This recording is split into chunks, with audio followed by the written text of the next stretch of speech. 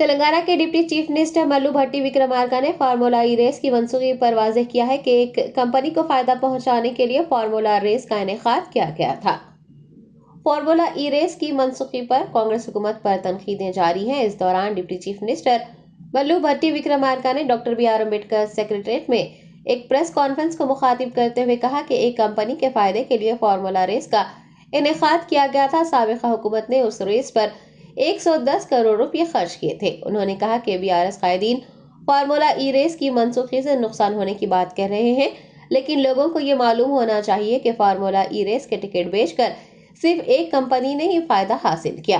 भट्टी विक्रमार्का ने कहा कि अवाम को हुकूमत से बहुत सी उम्मीदें वाबस्ता है और हुकूमत एक एक पैसा अवाम की जरूरियात के लिए खर्च करेगी। पिछली हुकूमत की गलतियों को सुधारा जाएगा।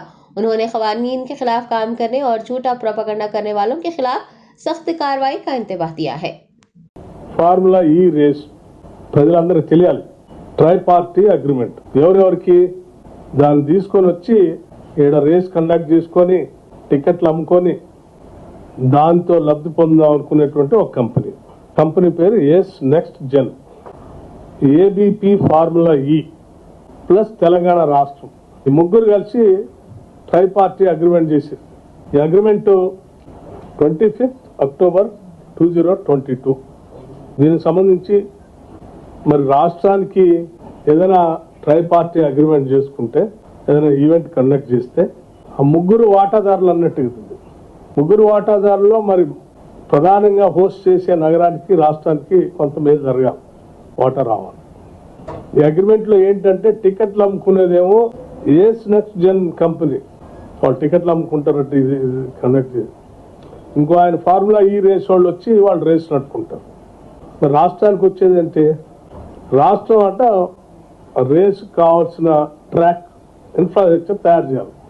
అది తయారు చేస్తే రాష్ట్రం హోస్టు ఇన్ఫ్రాస్ట్రక్చర్ తయారు చేసిస్తే రాష్ట్రానికి ఏంటి ఆదాయం అంటే ఏం లేదు దాంట్లో. అంటే రాష్ట్రాన్ని మీ అవసరాల కోసం ఒక కంపెనీ ఎస్పీవి లాంటి ఒక కంపెనీ పెట్టుకొని ఆ కంపెనీ ఆ ఫార్ములా ఈతో అగ్రిమెంట్ చేసుకొని ఇవో మాకు రాష్ట్రం అందుబాటులో ఉంది వచ్చి సంతకం పెట్టిస్తాం చేసుకోండి అన్నారు. సరే ఈ ఫార్ములా ఈ రేస్ వాళ్ళకి ఫీజు కట్టాలి.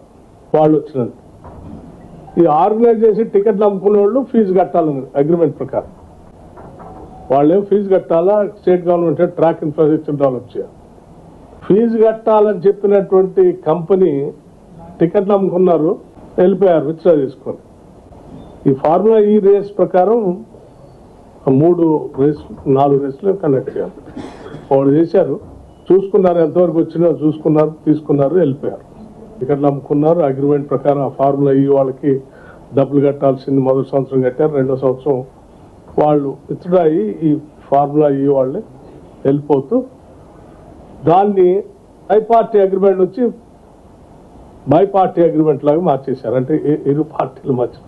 అంటే ఆ ఫార్ములా ఈ రేస్ కి కట్టాల్సిన ఫీజు సంబంధించి 110 crores ఫార్ములా రేస్ పెడతామని చెప్పి ట్రై పార్టీ అగ్రిమెంట్ చేసుకొని అన్ని దాదాపు 80 పర్మిషన్లు తీసుకోవాలి. వాళ్ళు 110 కోట్లు కట్టాలి. వాళ్ళు ఆ ఈవెంట్ కండక్ట్ చేసుకున్నారు. సో ఆ 80 దాదాపు కేంద్ర రాష్ట్ర ప్రభుత్వాల నుంచి తీసుకోవాల్సినటువంటి 80 పర్మిషన్లకు సంబంధించింది వాళ్ళకి కట్టాల్సిన 110 కోట్లకు సంబంధించి వాళ్ళు కట్టకుండా తీసుకొచ్చినటువంటి వాళ్ళు వదిలేసి రాష్ట్రం మీద బై పార్టీ అగ్రిమెంట్ లాగా ఎంఓయూడి డిపార్ట్మెంట్తో స్టేట్ గవర్నమెంట్ చేశారు. మొదటి దాంట్లోనే ఏం లేదు. ఇక రెండో అగ్రిమెంట్కి వచ్చేవారికి డబ్బులు కట్టాలట, పర్మిషన్లు కూడా అన్ని ఇలా తెచ్చుకోవాలి, స్టేట్ గవర్నమెంట్ తెచ్చేయాలట. మరి స్టేట్ గవర్నమెంట్కి ఏంటి దీంట్లో వచ్చే పోనీ ఇది ఏమన్నా సెక్రటేరియట్ బిజినెస్ రూల్స్ ప్రకారం ఏమైనా చేశారా, మంత్రి గారు ఏమైనా సంతకం పెట్టి చేయించాడంటే వారి సంతకం కూడా పెట్టలేదని సమాచారం తెలుస్తూ ఉంది. క్యాబినెట్ అప్రూవల్ ఏమైనా పెట్టి చేయించారంటే అది లేదు. ఓవరాల్ ఇన్స్ట్రక్షన్స్ ఇచ్చి అధికారితో చెప్పారంటే అధికారులు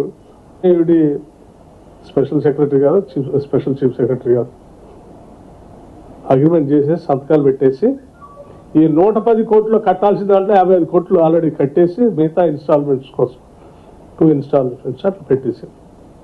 అంటే ఇది ఇప్పుడు ఆ రెండో ఇన్స్టాల్మెంట్స్ కోసం, థర్డ్ ఇన్స్టాల్మెంట్ కోసం, ఆ 55 కోట్ల కోసం ఫార్ములా ఈ వాళ్ళు స్టేట్ గవర్నమెంట్కి నోటీస్ ఇచ్చారు, మీరు అవి డబ్బులు కట్టాలి.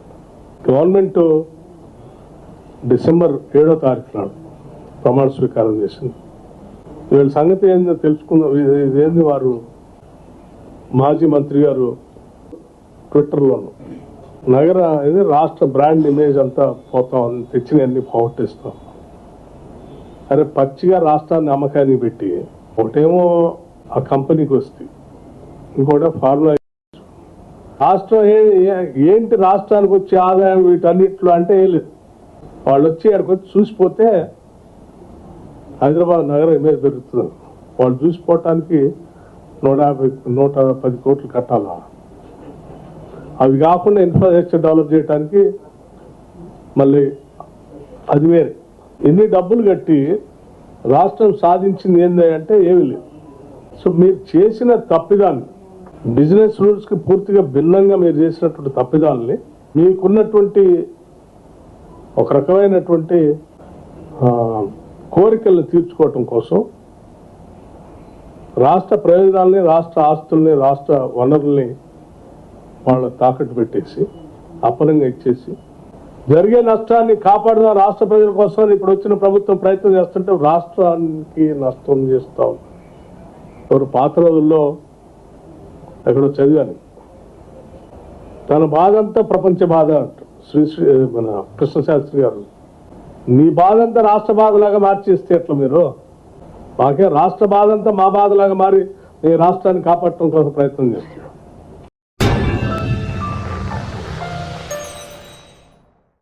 Germantown Super Speciality Hospital. Dr. Mir Jawad Zar Khan, Senior Experienced Orthopedic Surgeon, Bone Fracture, Joint Replacement, Hip Replacement और Spine Surgery कामयाबी से अंजाम दे रहे हैं. इसके अलावा neuro surgery, cardiology, gynaecology, dental, general medicine, dialysis और फिजियोथेरेपी जैसे शोबाजात में इंतहाई कामयाबी के साथ वाजबी फीस में इलाज किया जा रहा है. शेयरिंग और प्राइवेट रूम्स. अस्पताल में 24 घंटे MRI, CT scan, 2D digital x ray, ultrasound, operation theatre, ICU और लैब की सहूलत दस्तयाब है. आपकी उम्मीदों के ऐन मुताबिक Germanten super speciality hospital, pillar number 150, Attapur, Hyderabad.